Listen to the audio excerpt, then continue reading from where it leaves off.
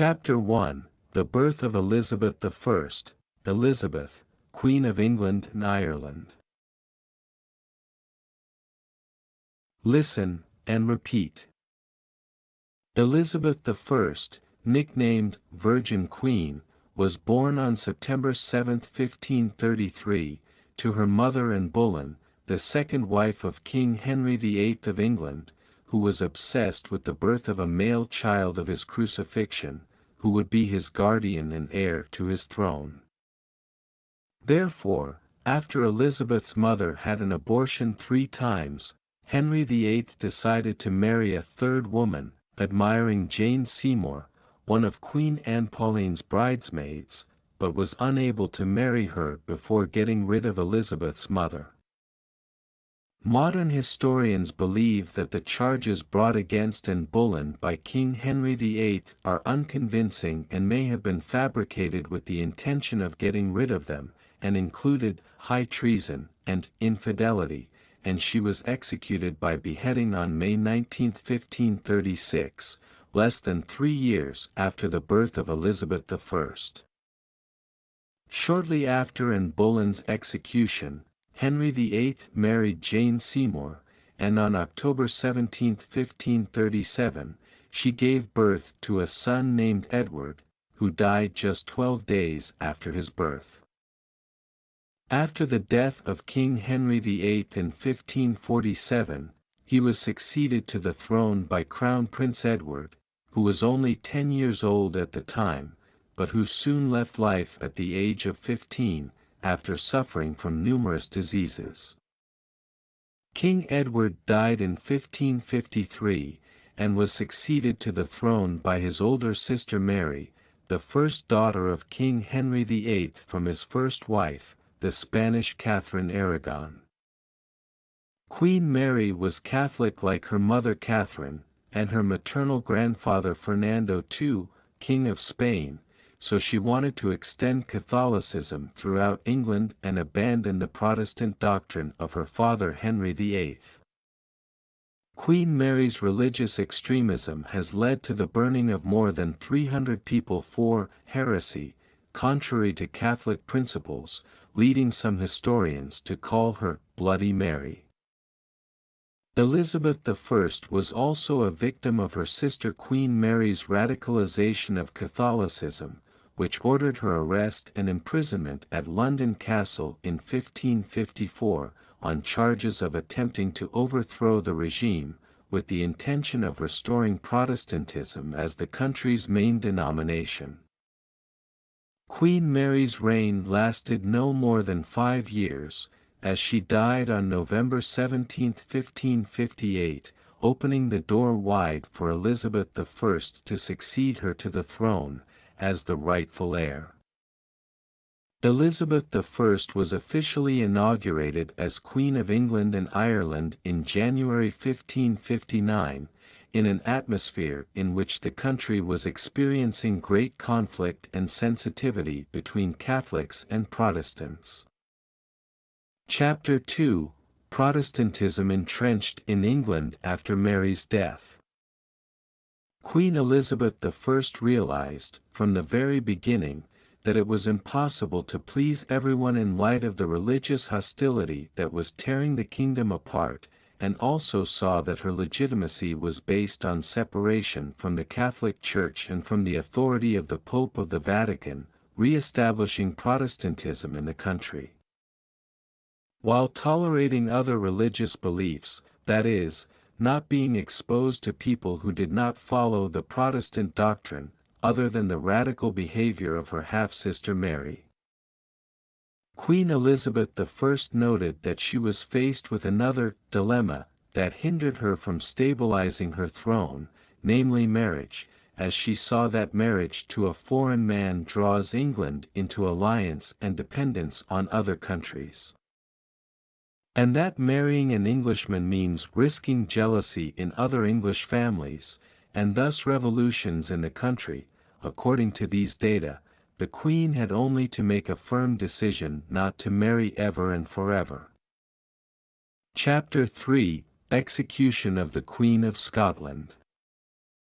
In the early years of her reign, Elizabeth I managed to avoid major religious conflicts in England, but the problems came from neighbouring Scotland, and from her relative Mary Stewart, granddaughter of King Henry VIII's sister, Margaret Tudor, her rightful heir under her decision not to marry.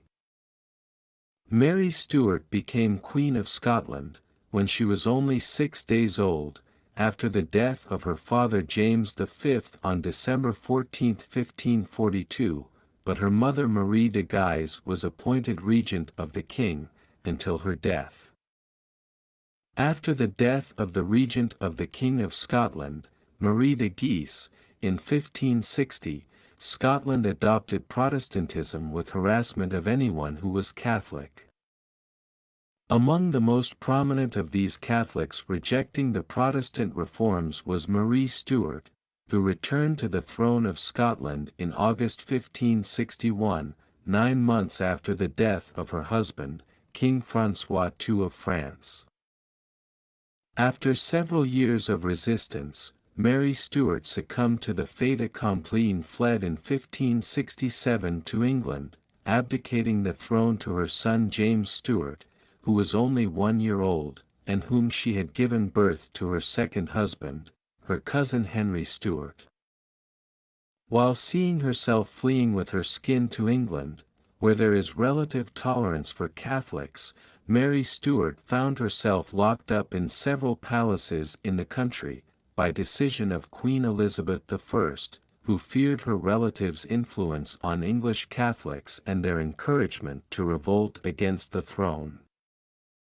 Despite her presence in custody, with or without influence, English Catholics staged a major rebellion in the north of the country, which ended in failure, called the Northern Revolution, led by the nobility of Catholic families in the cities of northern England, in November and December 1569, with the intention of overthrowing Elizabeth I and appointing Mary Stewart as Queen of England in her place.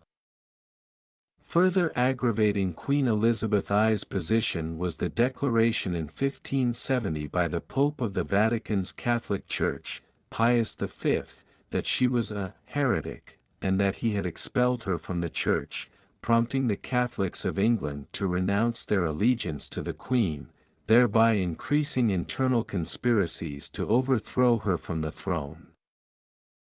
As these conspiracies increased, and on the advice of her advisers, Queen Elizabeth I in 1586 took the decision to execute her cousin Mary Stewart, on charges of conspiring against her with the intention of reaching the throne.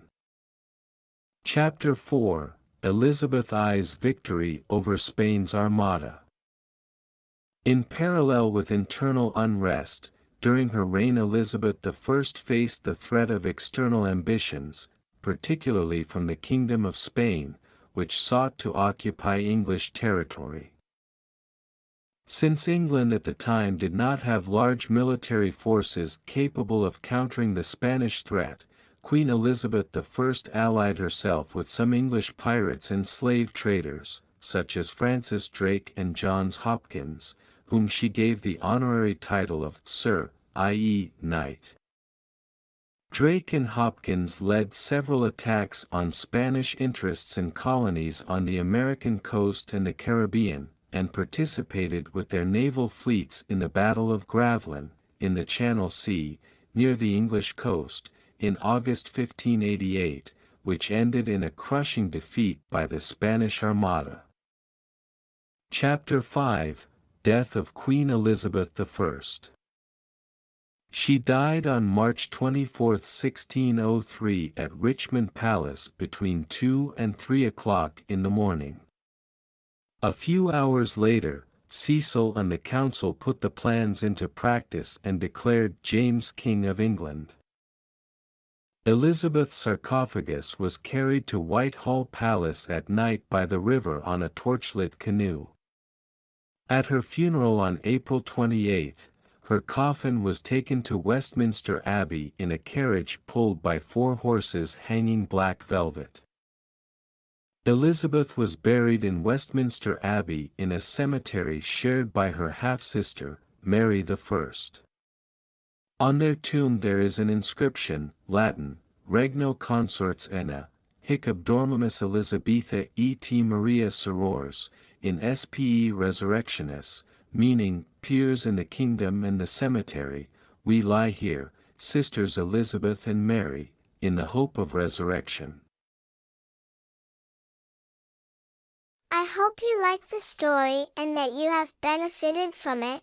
Please do not forget to share it with your friends so that everyone benefits. Goodbye.